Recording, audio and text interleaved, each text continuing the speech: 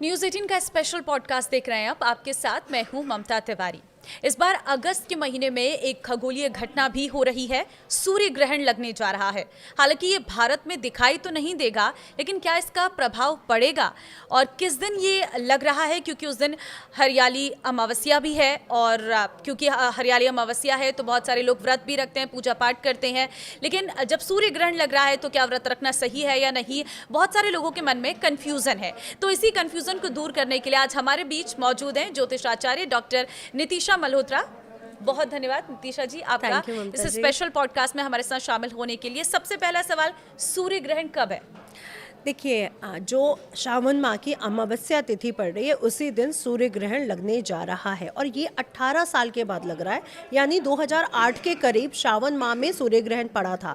तो ये जो खगोलीय घटना होने वाली है वो पूरे 18 ईयर्स के बाद हो रही है और 12 अगस्त के दिन रात्रिकालीन सूर्य ग्रहण ये हमें देखने को मिलेगा। यानी ये भारत में तो देखने को नहीं मिलेगा क्योंकि उस समय रात्रि का समय होगा, लेकिन बहुत से ऐसे कंट्रीज हैं, स्पेन है, अर्जेंटीना है, वहाँ पर ये सुबह के समय होने के कारण इसका पूर्ण फल वहाँ पर देखने को पड़ेगा ही पड़ेगा, देखने को भी मिलेगा और प्रभाव भी पड़ेगा। लेकिन ऐसा नहीं है ममता जी कि कोई भी खगोलीय घटना हो रही है और वो भारत में नहीं दिख रही तो वो भारत पर अपना पूर्ण प्रभाव नहीं डालेगी।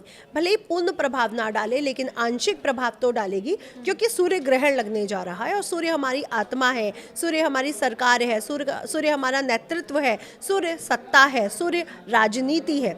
तो कहीं ना कहीं हमारी आत्मा पर, राजनीति पर ऐसी घटनाएं देखने को इस समय हमें मिल सकती है। और भारत का जो उत्तरी और पश्चिमी एरिया है ये बहुत ही ज़्यादा सेंसिटिव हो रहा है इस ग्रहण के कारण, क्योंकि इस माह में 2 ग्रहण लग रहे हैं, एक अमावस्या तिथि पर और एक पूर्णमासी तिथि पर। अमावस्या तिथि पर सूर्य ग्रहण और पूर्णमासी पूरे 15 दिन के बाद चंद्र ग्रहण लगने जा रहा है। और दूसरा, आप ये जानते हैं कि नॉर्थ इंडिया में जो सावन माह है वो अमावस्या तिथि से पहले, जिस दिन पूर्णमासी आती है सावन माह से पहले, उसी दिन आरंभ हो जाता है। लेकिन हमारे साउथ इंडिया में जो सावन मास है वो अमावस्या के अगले दिन से चालू होता है। तो हमारा 15 डेज का वहाँ पे भी फर्क पड़ता है। यानी जो साउथ इंडिया का जो सावन माह शुरू होने वाला है उसके दिन ही हमारा सूर्य ग्रहण लगने जा रहा है। तो ये समय वो है जो प्राकृतिक आपदाएं, क्योंकि शनि महाराज मीन राशि से रेवती नक्षत्र से गोचर कर रहे हैं, गुरु महाराज अतिचारी कंडीशन में है और सूर्य सिंह राशि में प्रवेश करते हुए ये जो समय है पूरी तरह से प्राकृतिक आपदाओं को भी दिखा रहा है। कब से कब तक रहेगा इस सूर्य ग्रहण? देखिए, 12 तारीख को 9:04 से रात्रिकालीन आरंभ होगा और रात को 1:27 तक रहने वाला है। लेकिन इसका जो पीक टाइम है वो रहेगा 10:28 से लगभग 12 बजे के करीब। जो लोग गुरु दीक्षा जिन्होंने ली हुई है या जो लोग विश्व कल्याण के लिए कुछ चाहते हैं कि जो युद्ध हम देख रहे हैं, जो आपत्तियां हम देख रहे हैं, जो इस समय प्राकृतिक आपदाएं जो आने वाली है वो हमारे जीवन में ना आए, साथ ही साथ जो लोग अपनी मनोवांछित इच्छा प्राप्त करना चाहते हैं उनके लिए ग्रहण काल बहुत विशेष हो जाता है, क्योंकि कहा जाता है इस समय पोर्टल खुले होते हैं। तो जो खगोलीय घटना हो रही है वो कहीं ना कहीं हमारे यूनिवर्स को एक तरह से सेंसिटिव पोजीशन पे ले आती है। इस समय जो भी आप मंत्र जाप करते हैं वो पूरी तरह से 1000 गुना बढ़कर फल हमें मिलता है। इसलिए आप देखिए, साधक, तांत्रिक, बड़े बड़े महात्मा इस समय को बहुत विशेष महत्व देते हैं। जी, लेकिन मैं आपसे ये भी जानना चाहूंगी, क्योंकि सूर्य ग्रहण भारत में नहीं दिखेगा तो सूतक काल भी नहीं लगेगा? बिल्कुल, जब सूर्य ग्रहण नहीं है तो सूतक काल भी मान्य नहीं है। वैसे सूर्य ग्रहण का सूतक काल 12 घंटे पहले लग जाता है, लेकिन भारत में ना दिखने के कारण, रात्रि का समय होने के कारण सूतक पातक मान्य नहीं होगा। और ये हमारे ऋषि मुनियों ने कहा है कि जिस जगह उसको दिखना ही नहीं है वहाँ पे सूतक पातक भी मान्य नहीं होता है। तो यहाँ भारत में ना सूतक है ना पातक है। मंदिर अपने टाइम से खुलेंगे और अपने टाइम से बंद हो जाएंगे। ज्योतिषीय गणना में क्या संयोग नजर आ रहे हैं? देखिए, ज्योतिष गणना की बात करें तो अमावस्या तिथि नई उम्मीद, नई क्रियाओं को, नई प्रतिक्रियाओं को दिखाती है। यानी आज ही से नया परिवर्तन जुड़ा होता है अमावस्या तिथि, जिस दिन सूर्य चंद्रमा एक ही दूरी पर होते हैं। अमावस्या पर हम कोई भी काम करते हैं तो उसमें हम नए परिवर्तन को देखते हैं और इसी दिन यहाँ पर ग्रहण लगने के कारण कहीं ना कहीं प्राकृतिक आपदाएं और हमारा मन का शिथिल हो जाना ये जुड़ा हुआ है। और ज्योतिषी सहयोग की बात करूँ तो सूर्य का सिंह राशि में होना, अपनी स्वराशि में होना, गुरु का अपनी उच्च राशि में होना, शनि का मीन राशि में होना, और साथ ही साथ इस दिन बनने वाले योग बहुत ज़्यादा पावरफुल हो जाते हैं। बुध और मंगल की युति भी यहाँ पर बहुत ज़्यादा, क्योंकि डिग्री वाइज हम देखें तो डिग्री वाइज वो दूर है, लेकिन दिख तो वो पास ही रहे हैं। तो मंगल और बुध का जो इस समय परिवर्तन है वो भी प्राकृतिक आपदाओं को दिखाता है, क्योंकि इस साल के जो राजा, जो प्राकृतिक आपदाओं के जो राजा बने हैं, जो हमें बारिश, गर्मी, सर्दी दे रहे हैं, वो बुध बने हैं। और बुध की राशि में मंगल का होना कहीं ना कहीं ज़्यादा प्राकृतिक आपदाएं, आपने देखा कहीं आग लग रही है, कहीं पे बाढ़ आ रही है, कहीं पे कुछ हो रहा है। इस बार दिल्ली में भी इतनी बारिश हुई है कि पानी भरा है। तो ये सब होना स्वाभाविक है। और अभी अगस्त महीने में हम सभी को बहुत सतर्क रहना है, क्योंकि अगले ही साल फरवरी मार्च के करीब फिर 2 ग्रहण आ रहे हैं। और आपको बता दूं, इस सदी का सबसे बड़ा ग्रहण अगले साल सेम अगस्त में लगने जा रहा है, जो बहुत ज़्यादा स्पेशल रहने वाला है। तो ये जो पूरा पीरियड है ममता जी, ये प्राकृतिक आपदाओं को या आतंकवादी हमले को, भूकंप को, बाढ़ को और लड़ाई झगड़ों को दिखाता है। तो ये ग्रहण पर हमें बहुत ज़्यादा सतर्क रहने की ज़रूरत है। और स्पेशली भारत का जो उत्तरी नॉर्थ इलाका है, वेस्ट बंगाल, कैलकाटा, ये सारा एरिया, और साथ ही साथ जो पश्चिम एरिया है, क्योंकि पश्चिम से तो हमारा पाकिस्तान आता है, तो पश्चिम एरिया से हमें कोई आतंकवादी हमला होने की संभावना इस समय बनती हुई दिखती है। जी, लेकिन मैं आपसे ये भी जानना चाहूंगी कि सूर्य ग्रहण के दौरान हमें क्या करना चाहिए और क्या नहीं करना चाहिए। ये बहुत अच्छा प्रश्न है, क्योंकि जब सूतक पातक मान्य नहीं है तो हम क्या करें और क्या ना करें, ये सबके मन में प्रश्न आएगा। तो सबसे पहले क्या करें, आपने अगर गुरु मंत्र धारण किया है तो कृपया अपने गुरु मंत्र को जरूर जपें। और अगर आपके पास गुरु मंत्र नहीं है तो इस समय ओम नमो भगवते वासुदेवाय मंत्र का जाप करें। आदित्य हृदय स्तोत्र पढ़ सकते हैं, आप फ़ोन पे लगा के पढ़ सकते हैं, क्योंकि पुस्तकें इस समय हाथ नहीं लगाई जाती हैं, तो आप फ़ोन पर लगा के पढ़ सकते हैं। साथ ही साथ अगर आप भागवत गीता का श्रवण करते हैं तो आपके जीवन में मोक्ष प्राप्ति का संकल्प बनता है। तो जो भी आप संकल्प लेके कार्य करते हैं वो आपकी मनोकामना पूर्ण होती है। क्या नहीं कर सकते, कोई समय है? जी हाँ, मैं यही सबसे कहूँगी कि 9:04 से पहले आप सबका डिनर हो जाना चाहिए, क्योंकि 9:04 के बाद 1:27 तक आप कुछ भी नहीं खा सकते हैं। और इसका जो मोक्ष है वो सुबह 4:36 पर आ रहा है, तो आपको पूरी ही रात कुछ नहीं खाना है। यदि सुबह जो 13 तारीख की जो सुबह होगी, उस दिन आप लोगों ने पूरा स्नान इत्यादि करके आपने दान करने के बाद भोजन को स्वीकार करना है, और दान भी ज़रूर करना। और मैं बार बार प्रकृति को जोड़ रही हूँ, क्योंकि शनि महाराज जब भी रेवती नक्षत्र में वक्री होते हैं, ये आपके प्राकृतिक कर्ज को दिखाते हैं, प्रकृति के ऋण को दिखाते हैं। और हमने इस समय प्रकृति के साथ बहुत छेड़छाड़ की है ममता जी। कोरोना काल में हमें प्रकृति ने सिखाया कि हमसे जुड़ो, लेकिन जैसे ही कोरोना काल गया, हमारा बैक टू बैक वैसे ही हमारे सारे चीज़ें सर्कुलेट हो गई, हमने प्रकृति को फिर छोड़ दिया। तो आपसे बस यही कहूँगी, पक्षियों को दाना दो, मछलियों को अगर आप कुछ आटे की गोलियां डाल सकते हो, कुत्तों को भोजन कराओ, गाय को भोजन कराओ, प्रकृति को कुछ ना कुछ ज़रूर दो। और मिट्टी में कुछ पेड़ लगा सकते हो, कुछ बीज को अगर आप रोपण कर दें तो बहुत अच्छा रहेगा। और साथ ही साथ अगर गरीबों को, ब्राह्मणों को अपने इच्छा के अनुसार, अपनी क्षमता के अनुसार कुछ ना कुछ दान ज़रूर करो। मैं ये कहती हूँ, ये नहीं कहती कि आप गरीब हो तो आप लाखों रुपए का दान कर दो, लेकिन अगर आप गरीब हो तो आप कम से कम 10 रुपये का दान तो कर ही सकते हो। इसमें से आप चिड़िया को ही कुछ खिला दो, आप पक्षियों को कुछ डालने के साथ साथ कोई पौधा लगा दो। पौधे सड़कों पर इतने फ्री में होते हैं, आप सही जगह उसको लगा के उसका पालन पोषण करो, इससे भी आप प्राकृतिक ऋण से मुक्ति प्राप्त करते हैं। अब बात कर लेते हैं क्या नहीं करना चाहिए। आज के दिन गाली गलौज, गुस्से से कृपया बचें, क्योंकि यूनिवर्स में कोई खगोलीय घटना घट रही है, और आप जानते हैं कि वैज्ञानिक इस खगोलीय घटना का इंतजार करते हैं और कई वर्षों तक उस पर रिसर्च करते हैं। और उसी रिसर्च में हीलियम गैस का पाया जाना हमें बाद में प्राप्त हुआ था कि सूर्य ग्रह है वो हीलियम गैस से भरा हुआ है। तो ऐसे ही वैज्ञानिक कई वर्षों तक उसकी रिसर्च पे लगे रहते हैं। इट मीन्स हमारी जितनी भी खगोलीय घटनाएं वो यूनिवर्स को कहीं ना कहीं बहुत ज़्यादा स्पेशल और नाजुक बना देती है, इसीलिए पोर्टल खुले जाने का बात की जाती है। तो आज के दिन पोर्टल खुले, आप जो भी कर्म करोगे वो बैक टू बैक आपके जीवन में आएगा ही आएगा।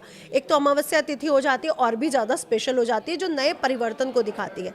इसलिए आज के दिन बुरे कर्मों से बचें, माता पिता की सेवा करें, गुरुजनों की सेवा करें, अपनी पत्नी से, पति से कृपया ना लड़ें, बच्चों को आज के दिन ना डांटें। ये बहुत विशेष बातों का ध्यान रखें। रखें और साथ ही साथ किसी का भी बुरा इस दिन ना करें, क्योंकि बैक टू बैक कई बार वो आपके जीवन में होगा ही होगा।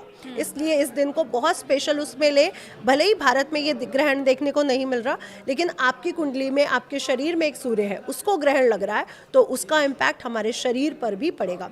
और सूर्य हड्डी कारक भी है, इसलिए आज इसके आसपास देखिए हड्डी फ्रैक्चर होने के बहुत ज़्यादा हमें वो मिलेंगे, इसलिए अपनी हड्डियों का विशेष ध्यान रखिए।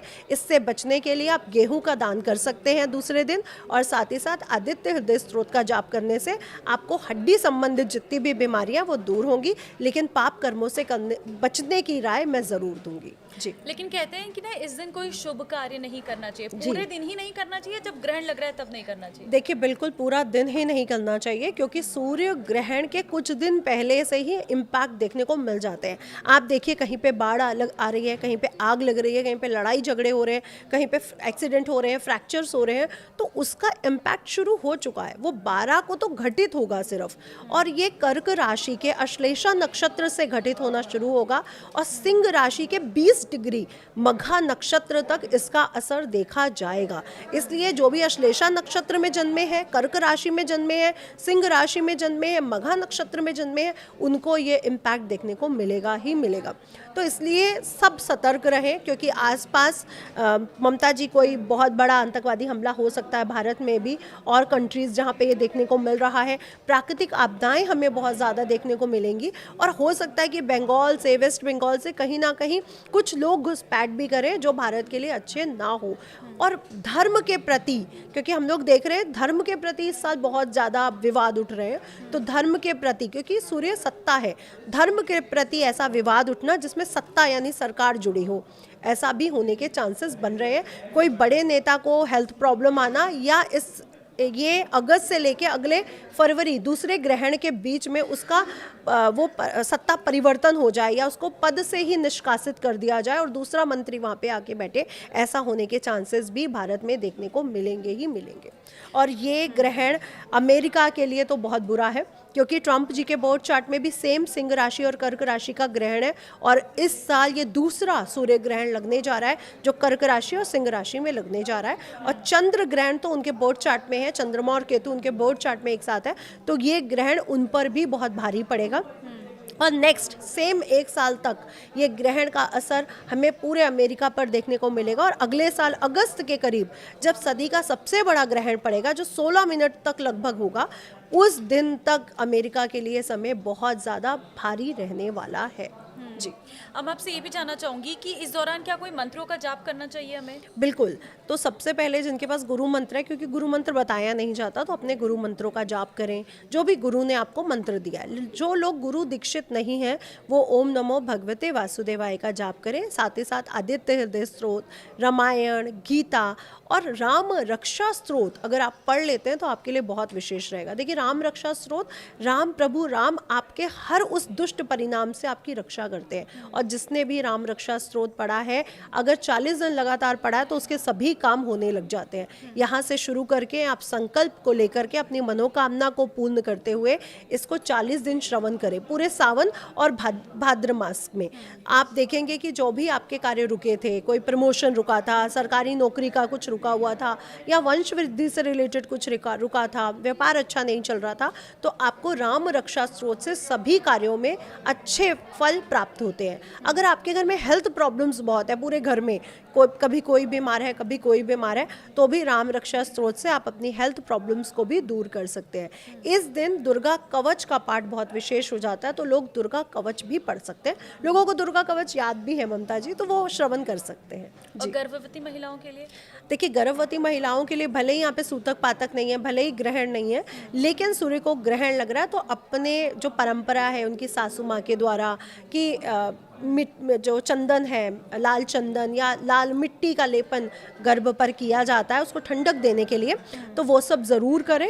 इस दिन किसी भी ऐसे कार्यों को ना करें जैसे चाकू से काटना, सिलना, माचिस का जलाना। ये सब कार्यों से आप 9 बजे से लेके 1 बजकर यानी लगभग 1:30 बजे तक आपको नहीं करना है। और इस समय गर्भवती महिलाओं के लिए सोने के लिए मैं मना करूँगी, तो आप बैठकर आलती पालती आपको नहीं माननी, आपको सीधे बैठ जाना है पलंग पर और कोई भी मंत्र जो आपके लिए बहुत विशेष हो उन मंत्रों का जाप करें।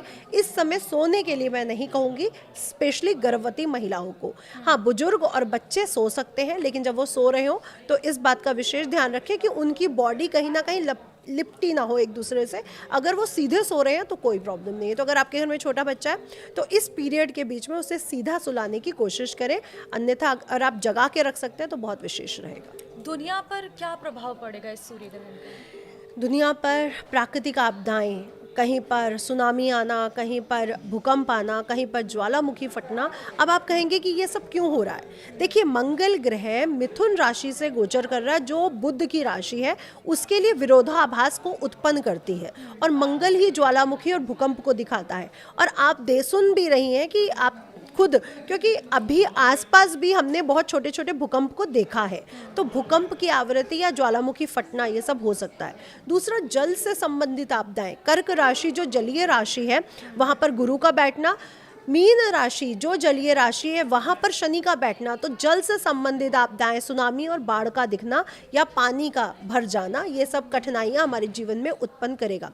तीसरा, अगर हम एलिमेंट देखते हैं आकाश तत्व, ये भी बहुत ज़्यादा एक्टिव है, तो कहीं पर बहुत तेज वायु चलना, कहीं पर सूखा पड़ना, कहीं पर बहुत ज़्यादा बारिश हो जाना, ये भी होने की संभावनाएं इस समय बनती हैं। तो ये विश्वकालीन स्थितियाँ बन रही हैं और जहाँ पर सूर्य ग्रहण देखा जा रहा है वहाँ पर ये ज़्यादा असर डालेंगे और जहाँ पर नहीं देखा जा रहा वहाँ पे इसका असर पक्का पड़ेगा, लेकिन हाँ, कम प्रभाव होने के कारण बहुत बड़ी विपत्ति नहीं आएगी। और कई कई जगह तो आप देखेंगे कि आतंकवादी हमले भी हो रहे हैं, लड़ाई भी हो रही है और अंदर ही अंदर देशों के सड़कों पर प्रजा उतर के आ रही है। तो ये कठिनाइयाँ भी इस 6 महीने में हमें देखने को ज़रूर मिल सकती है। एक सूर्य ग्रहण का असर कितने महीने तक होता है? वैसे तो 3 महीने तक रहता है, लेकिन जैसे ही 3 महीने पे सूर्य ग्रहण का असर खत्म होगा, अगले सूर्य ग्रहण का असर शुरू हो जाएगा। तो इसलिए हम 6 महीने की प्रिडिक्शन ले रहे हैं और अगले साल सदी का सबसे बड़ा ग्रहण लग रहा है अगस्त महीने में। तो ये पूरा ही पीरियड बहुत सेंसिटिव है ममता जी, जहाँ पर हम बहुत सी कठिनाइयाँ, और अभी हम जो युद्ध देख रहे हैं दो कंट्रीज़ के बीच में, वो भी कहीं ना कहीं ट्रिगर आउट होते हुए देखेंगे। इस समय भारत को पाकिस्तान से और बंगाल के साइड से बहुत ज़्यादा ध्यान रखने की ज़रूरत भी बनती है, जिसमें पंजाब, हरियाणा, राजस्थान, गुजरात, यूपी, बिहार और दिल्ली भी आता है। तो इन स्टेट्स में कहीं ना कहीं कठिनाइयाँ या इन स्टेट के सीएम का बदल जाना, ऐसी संभावनाएं भी बन रही हैं। लेकिन आपसे मैं ये भी जानना चाहूँगी, क्योंकि सूर्य ग्रहण के दिन आप बता रहे हैं कि हरियाली अमावस्या भी है और अमावस्या पर बहुत सारे लोग व्रत करते हैं, पूजा पाठ करते हैं, तो क्या ये करना चाहिए? नहीं, देखिए, जो लोग अपनी परंपरा से कर रहे हैं, क्योंकि भारत में मान्य नहीं है सूतक पातक, तो वो कर सकते हैं।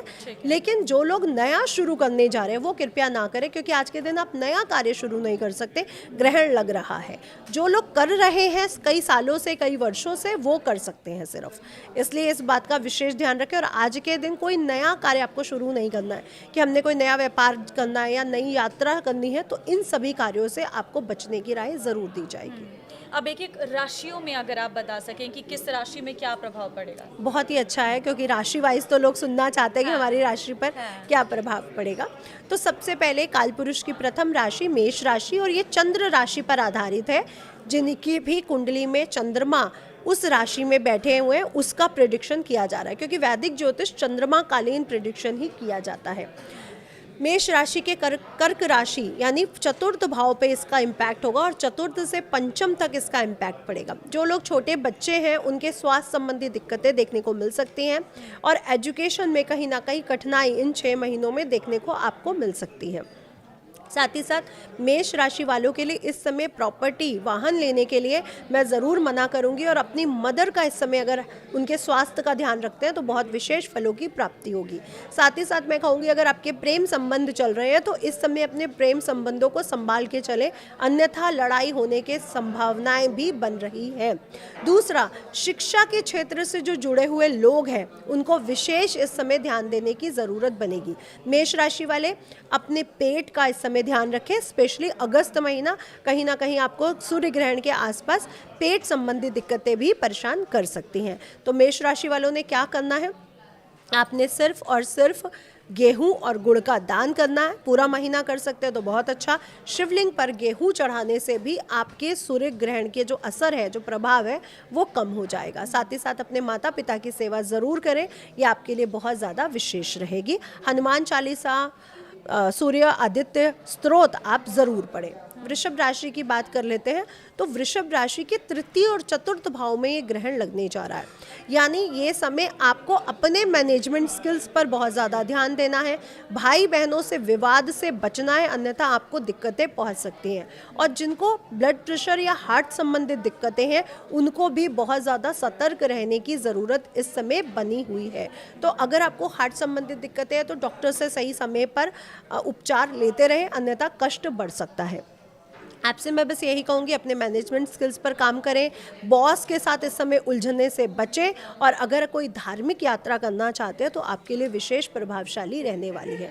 रेमेडी के तौर पे आपने सिर्फ और सिर्फ इतना करना है कि हनुमान मंदिर में जाके गुड़ चना या गुड़ से बनी मिठाइयाँ उनको भोग लगानी है, और हनुमान मंदिर के बाहर जो भिखारी बैठे रहते हैं, जो गरीब बैठे रहते हैं, उनको गुड़ से संबंधित चीज़ों का दान करना है। ये आपके लिए बहुत विशेष रहेगा। और साथ ही साथ भाई बहनों से कृपया ना उलझे। अगली जो राशि है वो है मिथुन राशि। मिथुन राशि को अगर हम समझे तो मिथुन राशि के धन भाव में और तृतीय भाव में इसका असर देखने को मिलेगा।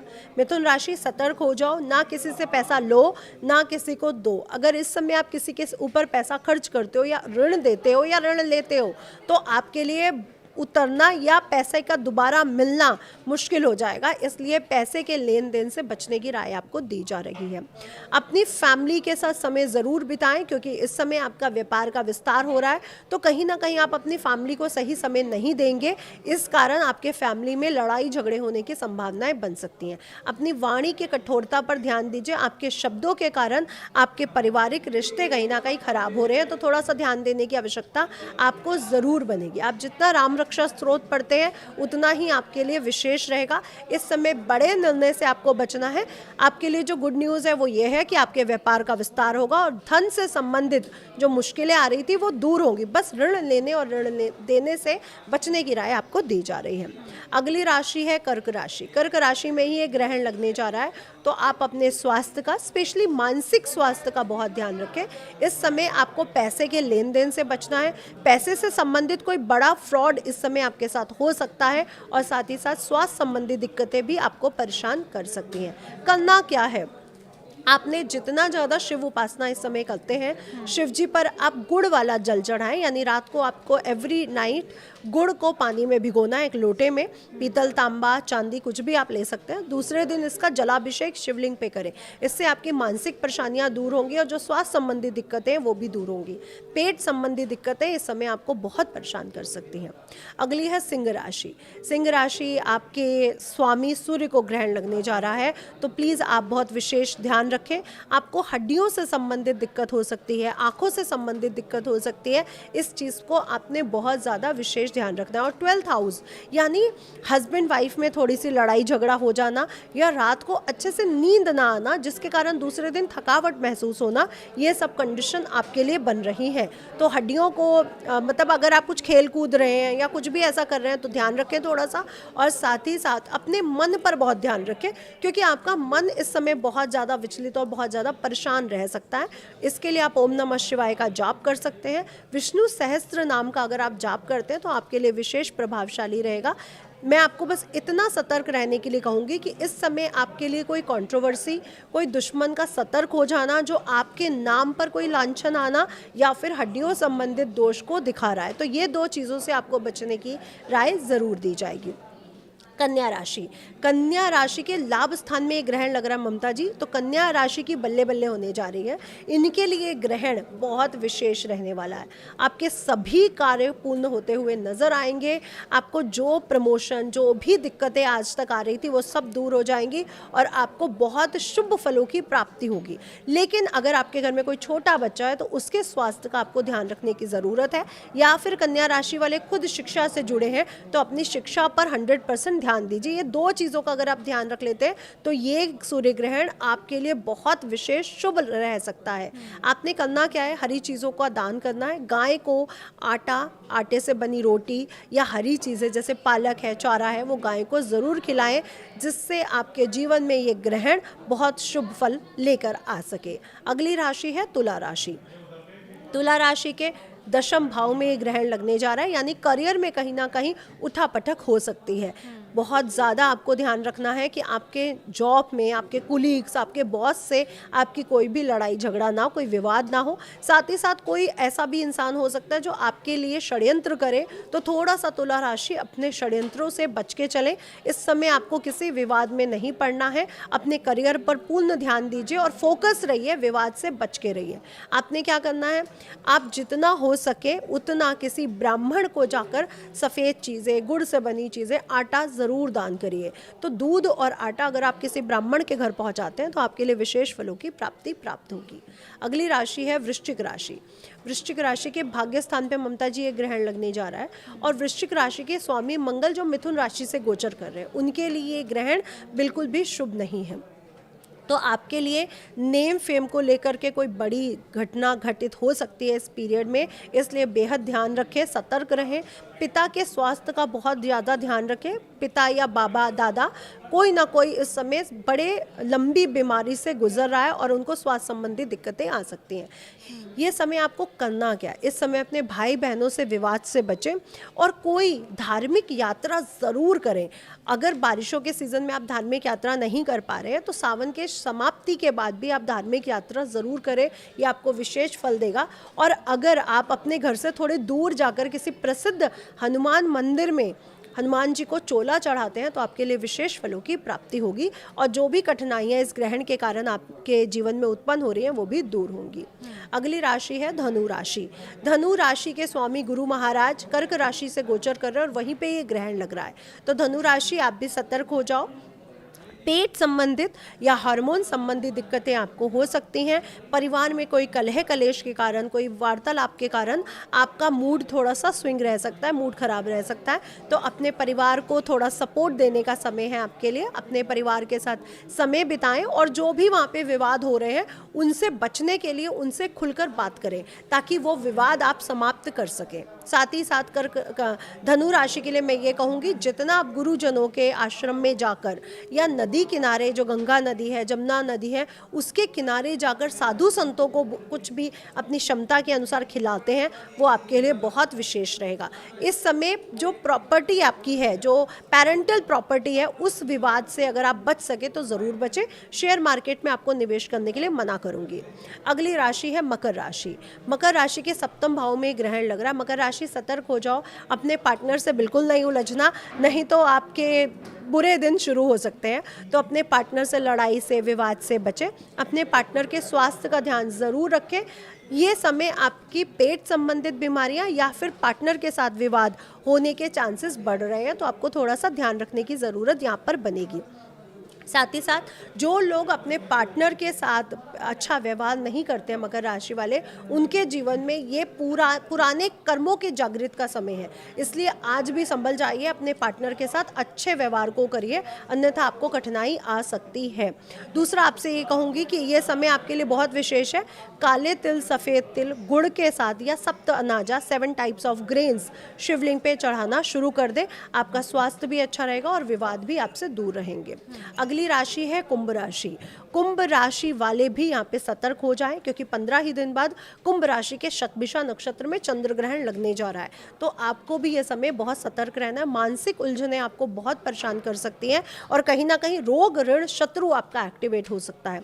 तो हेल्थ संबंधी दिक्कतें जो आपके पेट से, लीवर से, अपेंडिक्स से, हर्निया है, गॉल ब्लैडर है, घुटने हैं, आपके थाई एरिया है, आपका हिप एरिया है, आपको थोड़ा सा परेशान कर सकता है। और साथ ही साथ आपका ऋण ना उतरने के कारण या बढ़ने के कारण आपको कठिनाई उत्पन्न हो सकती है। तो कृपया ऋण लेने से इस समय बचें और अपने शत्रुओं से भी बच के रहने की राय दी जाएगी। तो अपने कार्यों पर फोकस करें। जो भी आपके लिए षड्यंत्र रचा जा रहा है उससे बचकर रहने के लिए आप राम रक्षा स्त्रोत का जाप करें और शमी वृक्ष के पत्तों से शिवलिंग पर अभिषेक करें या सरसों के तेल से अभिषेक करें। रोग, ऋण, शत्रु तीनों से ही आपको मुक्ति प्रदान होगी। मीन राशि की बात कर लेते हैं। आखिरी राशि है कालपुरुष की, लेकिन बहुत स्पेशल है क्योंकि शनि महाराज का गोचर है, तो आपको भी बहुत ज़्यादा सतर्क रहना है। लेकिन ये ग्रहण आपके लिए बुरा नहीं रहने वाला है। सिर्फ और सिर्फ इस समय आपको जो ध्यान देना, अपने निर्णयों पर देना, अपने डिसीजन मेकिंग पर ले देना है। इस समय गलत लिया गया डिसीजन कहीं ना कहीं आपके जीवन में डाउनफॉल ला सकता है, और अच्छा लिया गया डिसीजन आपको प्रमोशन भी दे सकता है। तो थोड़ा सा निर्णयों पर ध्यान दीजिए। शिक्षा के क्षेत्र से जुड़े हुए हैं, बच्चे हैं, स्टूडेंट हैं मीन राशि वाले, तो इस समय आपको बहुत ज़्यादा 100% अपना देने की ज़रूरत ज़रूर बनेगी। प्रेम संबंधी कार्यों में आपको विवाद उत्पन्न हो सकता है, तो अपने पार्टनर जो आपका प्रेमी है उसके साथ खुलकर बात करने की राय आपको दी जा रही है। करना क्या है, आपने किसी धार्मिक स्थल पर जाकर के झंडे लगवाने हैं, और साथ ही साथ अपने पिता का आशीर्वाद लेकर के घर से बाहर निकलना। आपके जीवन में जो भी शुभ फलों की प्राप्ति आपको ज़रूर मिलेगी। जी, तो ये सारी राशियों के लिए सूर्य ग्रहण किस तरीके का रहने वाला है वो बहुत विस्तार से हमने आपको बताया है। क्या करना है, क्या नहीं करना है, और किस तरह से ये आपके जीवन पर प्रभाव डालने वाला है, और इसका असर आने वाले 6 महीने तक आपके जीवन पर रहेगा। तो विशेष सावधानी आपको बरतनी है, सिर्फ सूर्य ग्रहण के दिन ही नहीं, बल्कि उससे आने वाले जो 6 महीने हैं वो पूरी तरह से आप लोगों के लिए इसी तरह की स्थितियां पैदा कर रही हैं। तो फिलहाल इस स्पेशल पॉडकास्ट में हमें इजाज़त दीजिए, और बाकी की खबरों के लिए आप हमारे साथ बने रहिए। थैंक यू नितिशा जी, इस पॉडकास्ट में हमारे साथ जुड़ने के लिए। नमस्कार।